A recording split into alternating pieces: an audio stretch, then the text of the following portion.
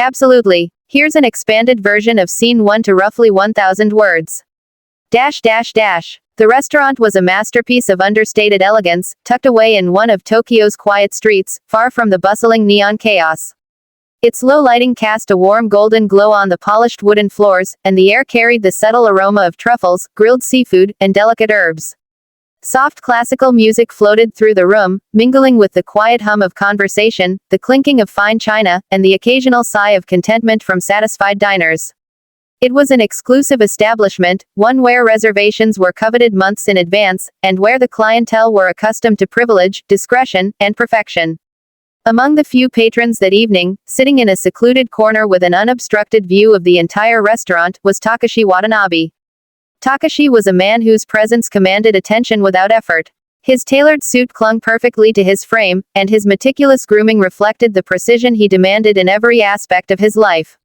Known throughout Japan and beyond as a billionaire tycoon, Takashi had built his empire from nothing, his reputation carved through ruthless business deals, sharp instincts, and a relentless work ethic.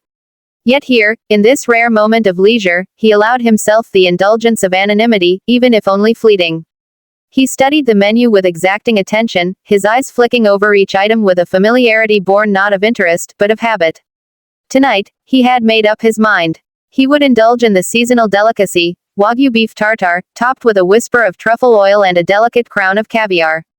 It was a dish meant to celebrate both simplicity and extravagance, a culinary paradox that suited Takashi perfectly.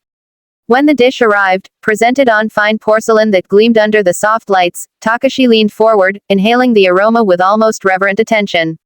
The colors were perfect, the textures meticulously arranged. He took his first bite, allowing the flavors to unfold slowly. The buttery richness of the Wagyu melded seamlessly with the earthy aroma of truffle, while the caviar added a sharp, briny contrast. For a moment, a rare smile touched his face, a flicker of enjoyment that few had ever witnessed. Then it happened. A small piece of the beef lodged in his throat. It was sudden, violent, and terrifying. Takashi's eyes widened in alarm, and he instinctively grabbed at his neck, trying to dislodge the obstruction. Panic coursed through him. The familiar world of control, of power and certainty, slipped away as his lungs clawed desperately for air. He coughed violently, but nothing emerged. His face, usually composed and unyielding, flushed a dangerous shade of red. He tried to speak, to call for help, but only a strangled gurgle escaped. The room reacted immediately. A nearby diner jumped to his feet. "Sir, are you choking?" he shouted, but his voice was swallowed by the tense atmosphere. The restaurant, known for its calm and refinement, became a scene of sudden chaos. Chairs scraped against the floor, utensils clattered to the ground, and whispers of fear and confusion rippled through the diners. At a table a few feet away, a doctor, startled by the commotion, pushed back his chair and hurried over. His white coat flapped around him as he reached Takashi's side. "Stand back. I can help," he declared, attempting to administer the Heimlich maneuver. He wrapped his arms around Takashi's torso and delivered the first thrust. It did nothing. A second, more forceful attempt followed, but still the piece remained lodged. Takashi's panic deepened, his hands clawing at the air, his body thrashing involuntarily. Each failed attempt only amplified the terror in the room. The diners watched, frozen in helplessness. The staff, trained to serve with grace and precision, were paralyzed, unsure of what to do. Their most prestigious guest, the man whose wealth and influence were legendary, was in danger, and no one could help. Among the staff, Aiko, a young waitress with a calm and observant demeanor, felt her heart race, not with fear, but with clarity. She had worked at the restaurant for 3 years, and her attention to detail had earned her respect among her colleagues. But more than that, she had completed rigorous training in first aid, CPR, and emergency response, though she had never imagined she would need it in such a high-stakes scenario. Most of the staff were frozen by panic or awe, but Aiko's mind ran through the steps she had memorized, the techniques she had practiced, over and over. Without hesitation, she pushed through the cluster of diners and staff, kneeling beside Takashi. Her movements were calm, deliberate, and precise. "Sir, stay calm. I can help you," she said firmly, her voice cutting through the chaotic noise. Takashi's eyes met hers, wide with fear, and he managed a strangled gasp. "Help. I can't breathe." Aiko's mind raced. The Heimlich attempts from the doctor had failed because they were misaligned, the thrusts not applying pressure at the right angle to expel the obstruction. She adjusted her position carefully, sliding her hands beneath his ribcage, placing them exactly where she had been trained. She felt the tension in his muscles, the rapid heartbeat beneath her fingers. "Trust me, sir. You're going to be okay," she said, her tone steady, unwavering. She made eye contact with him, and in that moment, her calmness seemed to anchor his panic. She delivered a firm, calculated thrust upward. There was a tense moment of silence, the world seeming to hold its breath. Then, with a sudden force, the piece of meat shot from his throat, landing on the plate with a soft splatter. Takashi coughed violently, gasping for air as the color slowly returned to his face. The room erupted in stunned silence, followed by murmurs of disbelief. The doctor, flushed with embarrassment, stepped back, unable to conceal his shock.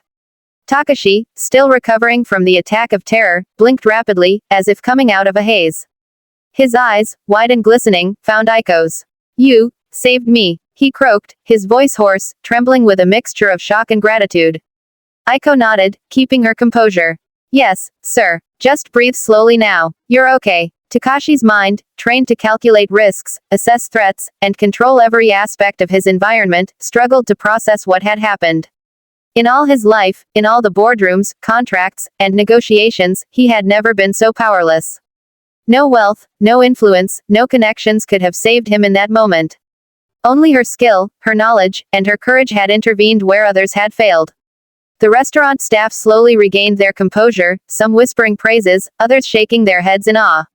The diners, previously spectators, now watched with a mixture of admiration and disbelief. Aiko, kneeling calmly beside him, had not only saved a life but had done so with a confidence and precision that left everyone in awe. Takashi's chest rose and fell rapidly, his body still trembling from the shock. He tried to speak, but the words caught in his throat again, not from obstruction this time, but from a rare, humbling emotion, gratitude. For the first time in years, perhaps ever, he realized the limits of his power. And standing there, a young waitress who had acted without hesitation, he felt a profound respect, bordering on awe, that he had rarely offered anyone. The world outside the restaurant continued as always, oblivious to the life and death struggle that had just occurred within these walls. Yet inside, a bond had formed, invisible yet unbreakable, born from courage, knowledge, and a single decisive act that had saved a life. If you want, I can also expand scene 2 to 1,000 words in the same style so the full story matches perfectly. Do you want me to do that next? Absolutely. Here's an expanded version of scene 2 to roughly 1,000 words. The aftermath of the incident hung over the restaurant like a delicate, invisible weight. What had been a normal evening of refined dining had transformed into something extraordinary, almost surreal. Takashi Watanabe, still seated at his table, was slowly regaining his composure. His chest rose and fell with deep, measured breaths, though the remnants of fear and adrenaline lingered in his eyes. Around him, the soft clatter of dishes and the low murmur of voices resumed cautiously, but the air was thick with a sense of awe. Diners whispered in hushed tones, casting glances at the young waitress who had saved a billionaire. The staff, previously paralyzed with panic, now regarded her with a mixture of admiration and disbelief. Aiko, ever composed, returned to her station with her usual grace, arranging plates and adjusting cutlery as if nothing extraordinary had happened. She moved with quiet efficiency, but her mind remained alert, replaying the events, analyzing her actions, and ensuring that Takashi remained stable. Yet for Takashi, the world had shifted in a profound way. The man who had conquered boardrooms, negotiated multi-billion-dollar deals, and wielded influence like a blade over his entire industry was humbled. He realized, perhaps for the first time in his life, that his wealth, status, and power were meaningless in the face of a simple, human skill, knowledge applied with calm precision under pressure. Finally, after what seemed like an eternity to the staff, Takashi waved toward Aiko. "Young lady," he said, his voice hoarse but firm, "come here." Aiko approached with measured steps, bowing slightly as she stopped before him. Her heart was calm, though she sensed the weight of his gaze. It was intense, searching, as though he were trying to understand the depth of her actions, the courage it had taken to intervene. "You saved my life," Takashi said simply, his voice a mixture of awe, disbelief, and gratitude. "What is your name?" "Aiko, sir," she replied, maintaining her poise. He studied her for a long moment, the weight of his wealth and influence, the control he wielded over countless aspects of his world, powerless in the face of what she had done. Then, as if deciding on a course of action, he reached into his pocket and pulled out a sleek, expensive card. He placed it on the table in front of her. "This is my personal number," he said. "If there is anything you ever need, anything at all, you call me. No exceptions." Aiko's eyes widened slightly, but she maintained her composure. "I was only doing my job, sir," she said, bowing politely. "Anyone trained could have done the same." "No," Takashi interrupted gently but firmly. "Not anyone. You stayed calm when everyone else panicked. You acted when others hesitated. You saved me. That is not something anyone can do. That deserves more than a thank you." For a moment, the two of them were silent, the weight of the moment settling over the table. Outside, the city's life continued as usual. Taxis sped down the streets, neon signs flickered in the night, and people hurried past in the chill December air. Yet inside, in this quiet, golden-lit corner of the restaurant, a bond had formed between a billionaire and a waitress that no money, power, or influence could replicate. Over the following days, news of the incident spread across Tokyo. The story appeared in newspapers and online articles, "The Waitress Who Saved a Billionaire." Social media buzzed with admiration for Aiko, praising her calmness, courage, and precision under pressure. Despite Takashi's insistence that she remain anonymous, he secretly ensured that her name and skill received recognition. Takashi himself returned to the restaurant several times in the weeks that followed, though not merely as a customer. He watched her work, observed the way she moved through the dining room with quiet efficiency, and felt an unfamiliar respect, bordering on fascination. In his vast empire, he had dealt with countless individuals, some brilliant, some ruthless, but Aiko possessed something rare, the ability to act decisively, with calm intelligence, under pressure. One evening, after a particularly busy dinner service, Takashi motioned for Aiko to step aside. The dining room was dimly lit, with only the soft glow of chandeliers and candles reflecting off polished surfaces. "Aiko," he said quietly, "I want to offer you something. A scholarship, a partnership, a chance to advance in ways most people could only dream of. Name it, and it is yours." Aiko shook her head politely. "I appreciate your generosity, sir, truly. But I value my independence. I am proud of my skills, and I want to continue building my life on my own terms." Takashi studied her closely, a rare smile touching his lips. "Very well," he said. "I respect that. But know this, my door is always open. Should you ever change your mind, you will have every opportunity imaginable." There was a pause, a quiet understanding passing between them. They were different in every measurable way: wealth, status, power. Yet here, in this shared space, the lines of hierarchy dissolved. It was not money or influence that connected them but courage, skill, and the simple humanity of a life saved. In the weeks that followed, Takashi's respect for Aiko grew into a subtle, unspoken bond. Their interactions, though still formal and polite, carried a depth of understanding. He began to notice the little things, the way she handled stressful situations with calm efficiency, the way she treated every customer with dignity and respect, the quiet confidence that seemed to radiate from her even when the restaurant was crowded and chaotic. Aiko, for her part, remained the same. She did not seek fame or recognition, though she appreciated the quiet acknowledgement of her skills. She continued to work with the same dedication and grace, her pride rooted not in accolades but in the knowledge that she had done the right thing when it mattered most. One evening, as Takashi prepared to leave after a quiet dinner, he paused at the entrance of the restaurant and turned to her. "I will never forget what you did, Aiko," he said simply, his voice carrying the weight of sincerity. Aiko smiled softly, her eyes meeting his.